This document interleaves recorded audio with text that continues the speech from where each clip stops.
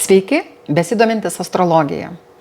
Kadangi šiandieną Jeffris Epšteinas, jo vardas yra prikaustęs visų dėmesį, man taip pat pasidarė smalsu pasižiūrėti astrologiškai, o ką rodo jo gimimo horoskopas. Ar tai, ką mes matome, kaip jo scenarijus realizavosi, yra užkoduota jo gimimo datai. Jo biografija rodo, kad jis kilo neturtingai šeimoje gimęs, tačiau jam pavyko sukaupti didžiulius turtus iš nusikalstamos veiklos, iš priekybos žmonėmis, iš nepilnamečių išnaudojimo, iš prievartos. Atskleisti faktai rodo, kad jis turėjo kompromituojančios informacijos apie daugybę pasaulio elito atstovų. O jo paslaptinga mirtis kameroje, oficialiai paskelbta kaip savižudybė, kelia daugybę klausimų. Man Epšteino biografijoje užkliuvo viena tokia smulki žinutė.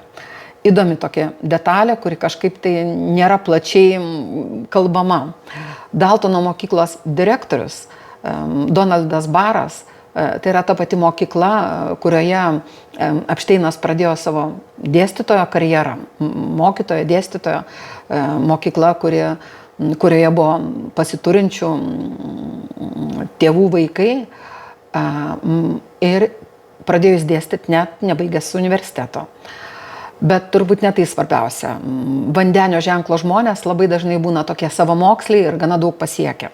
Bet man įdomiausia buvo ta žinutė, kad šitas direktorius Donaldas Baras 1973 metais išleido mokslinės fantastikos romaną Kosminiai santykiai, kurie pasakoja apie planetą, kurią valdo oligarchai ir kurioje yra praktikuojama vaikų seksualinė vergovė.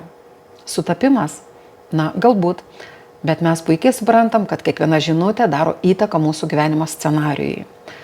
Tuo labiau Epšteinui tada buvo apie 20 metų.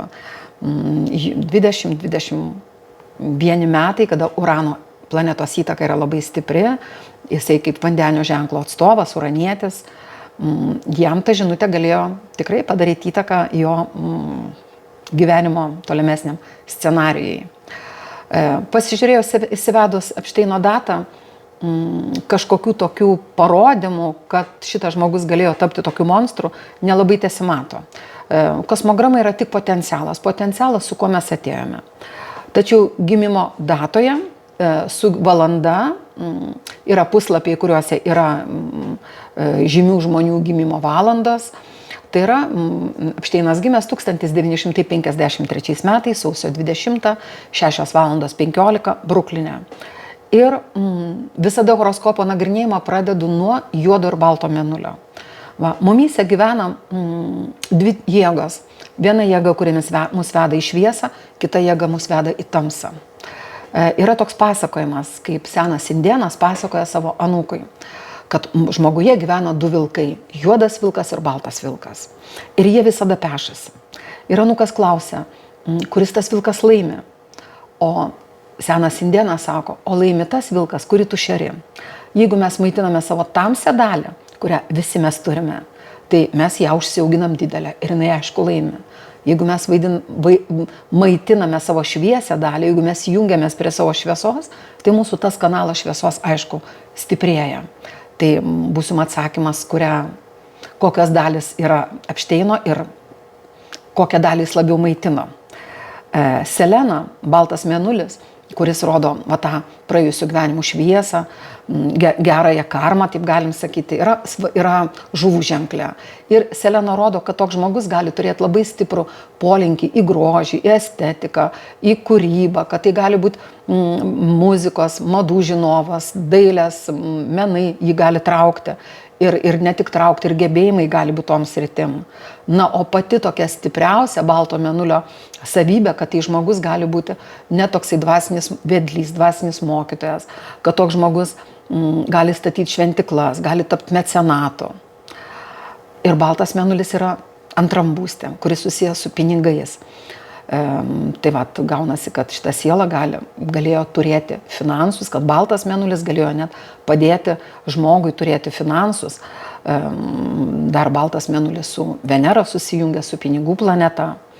Ir tai yra žuvų ženklas susijęs su žydiškojo egregoru, kad tokia apsauga galėjo eiti per šitą kanalą. Na, o kitoj pusėje priešingai yra juodasis mėnulis. Juodasis mėnulis ta mūsų Pandoros skrynia.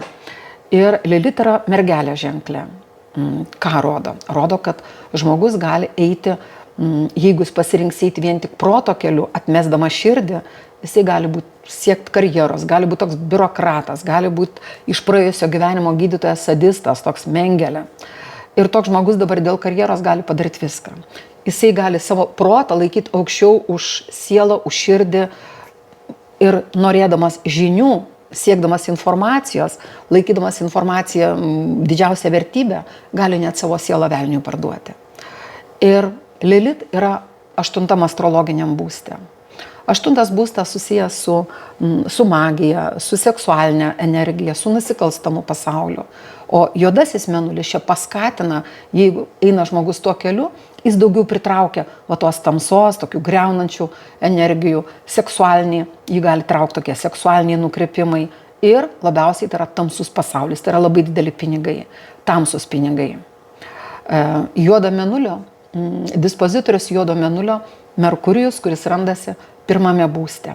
Tai rodo, kad jeigu asmenybė eina tamsos keliu, jinai ją visą valdys ta tamsa ir jinai, aišku, eis į tamsėje pusę, jinai darys kažkokius tai tamsius darbus.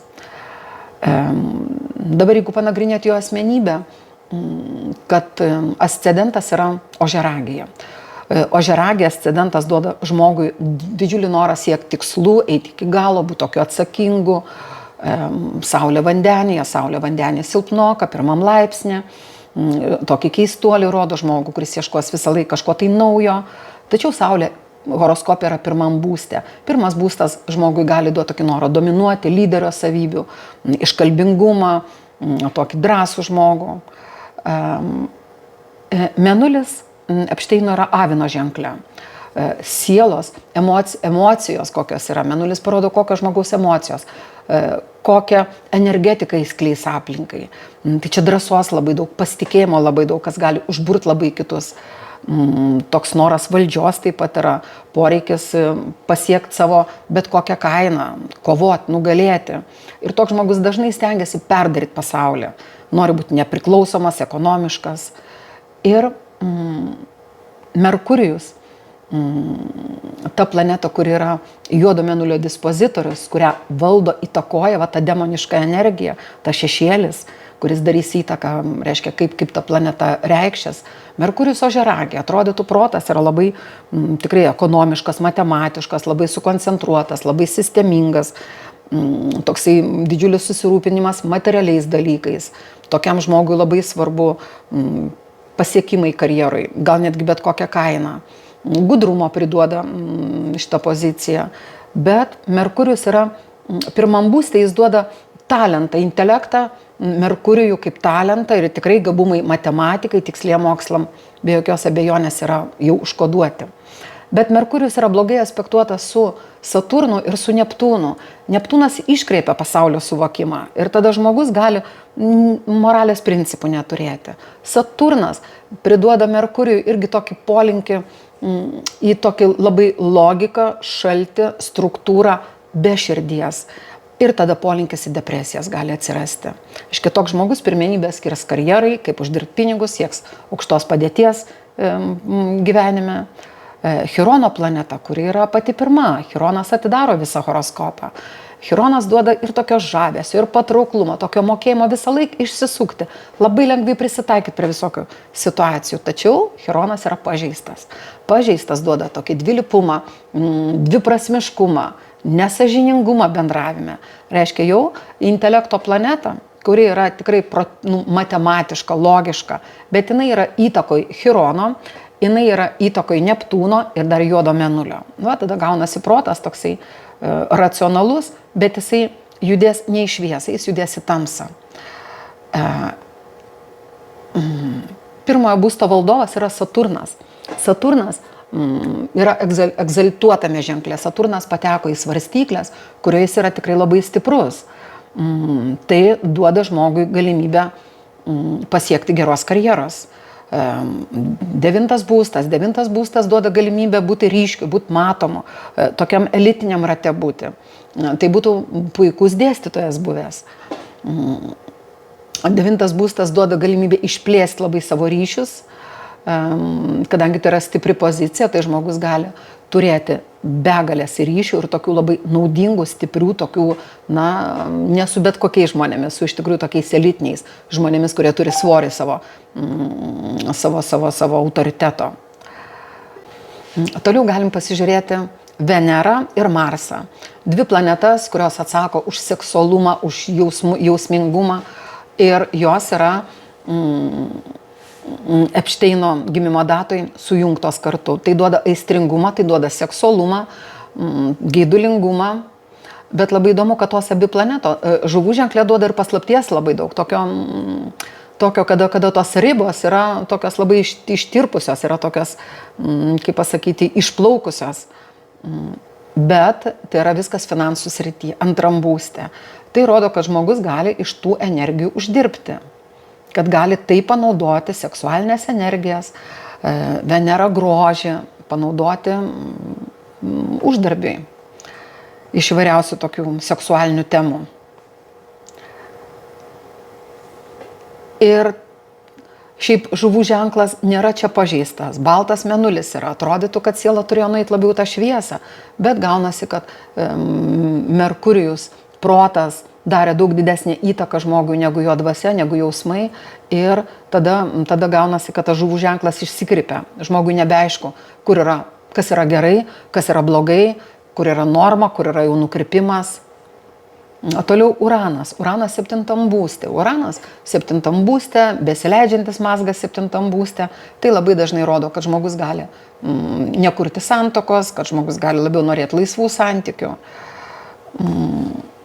Ir čia būtų galima, aišku, visą horoskopą nagrinėti porą valandų, kaip paprastai būna nagrinėjimas žmogaus horoskopas, bet turbūt mums užtenka tokių svarbiausių dalykų, ką galim pamatyti horoskope, kad žmogus tiesiog turėjo galimybę eiti vienu ar kitu keliu, bet nematomai yra nueita juoduoju keliu. Ir dabar jo mirtis, kuri kelia daugybę tokių klausimų, kaip ten buvo, kas ten buvo, įsivedus mirties gimimo datą, mirties data mums labai daug ką parodo. Parodo, kaip siela užbaigė šitą kelionę, su kokiu bagažu neišeis toliau. Ir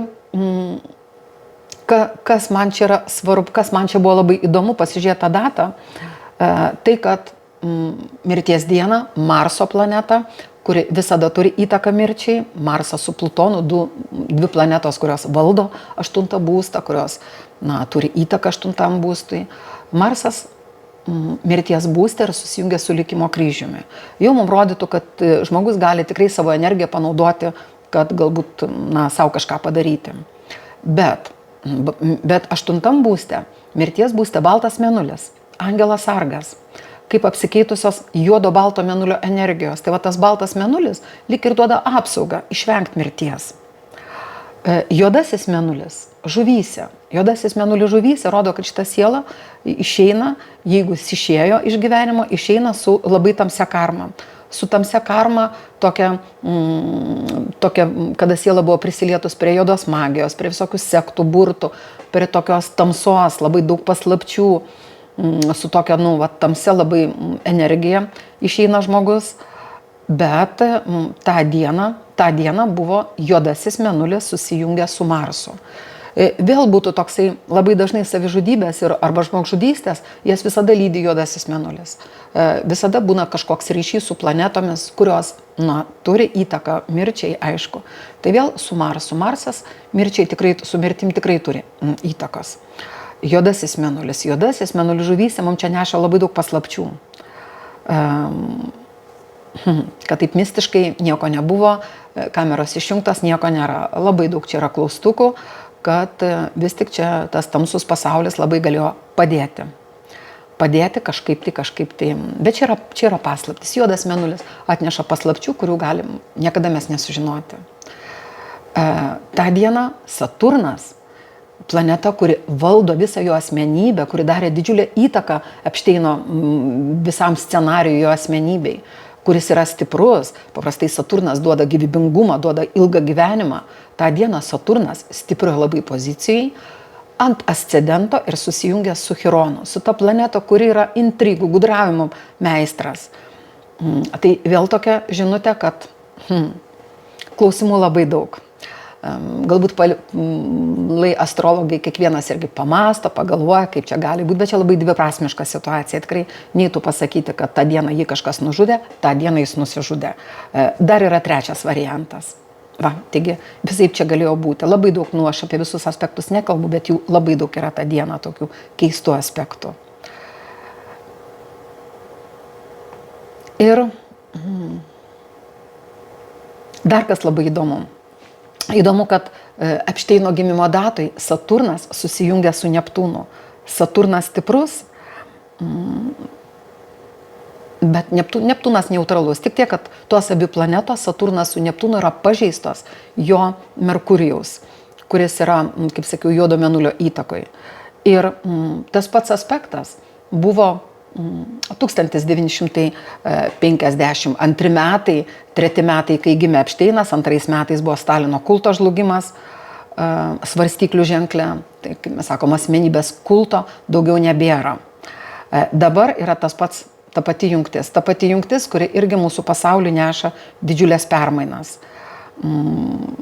Tai galim daryti tokią prielaidą, kad dabar jo paviešinta visą tą informaciją, kada toj pat už kelių dienų, ne taip už savaitės bėgi, susijungs Neptūnas su Saturnu, ta pati bus jungtis, kuri atveria Pandoros skrynią ir aš manau, kad per šitą susijungimą iš tikrųjų pasauliui bus duota pasikeisti, bus duota apsivalyti nuo visų tokių iliuzijų. Saturnas, išminties planeta, egzaltuoja svarstyklėse. Ir jinai mus moko, kad mūsų visi darbai yra palyginami, įvertinami ir kad egzistuoja kosminis atpildo dėsnis.